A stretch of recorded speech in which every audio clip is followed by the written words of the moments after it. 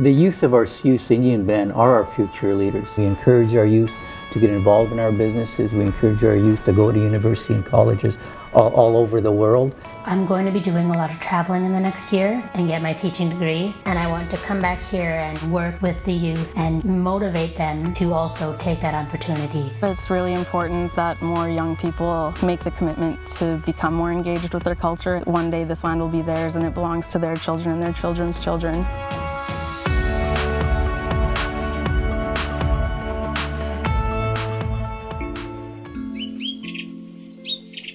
There's camping here, there's horseback riding, world-class wine, one of the premier golf courses in the Okanagan. I firmly believe you have to get involved in the business world today in order to advance and to protect your heritage and culture.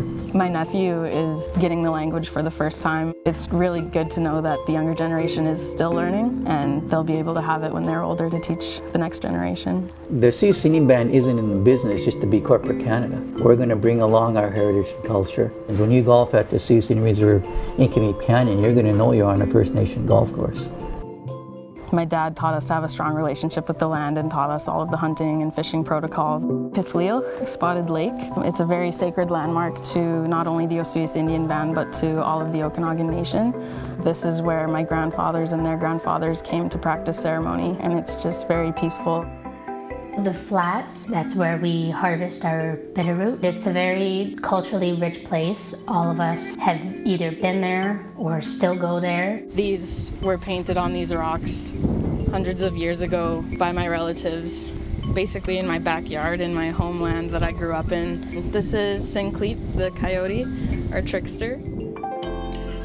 I always wonder what was going through my ancestors' heads when they were painting these pictographs onto the rocks, whether it was a story or if they're trying to lead us towards something.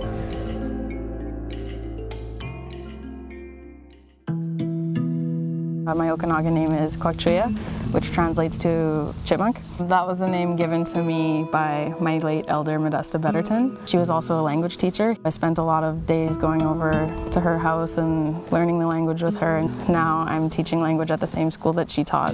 Being a woman is being that role model for the younger generation, stepping up, taking those leadership roles and just being a good role model in your community.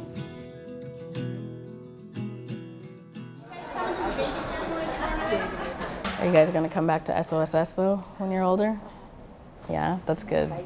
One of the stories that our people hold close to us is of the 4 food chiefs: Baptiste, Bear, Sia, Saskatoon berry, Speedlum, bitterroot, and Ktlilx, salmon. It's important to live in harmony with the land as they're sacrificing themselves for food for us.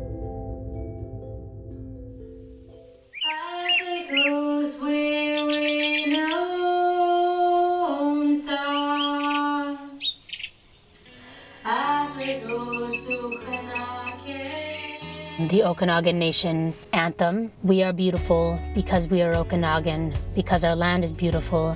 It's empowering as an Okanagan woman. I keep a quote on my desk. It says, "Be who you needed when you were younger." That's what I always try to live by, working with the youth. The only way to reinforce the language into our people is just by one word at a time. And that youth leadership starts with staying in school, and it starts with holding jobs. We look forward to the day when Taylor and Callie are running one of our companies. And I'm sure that one of these days they'll probably both be on Chief and Council. I would love to see her play a big role in our community, even Chief, who knows?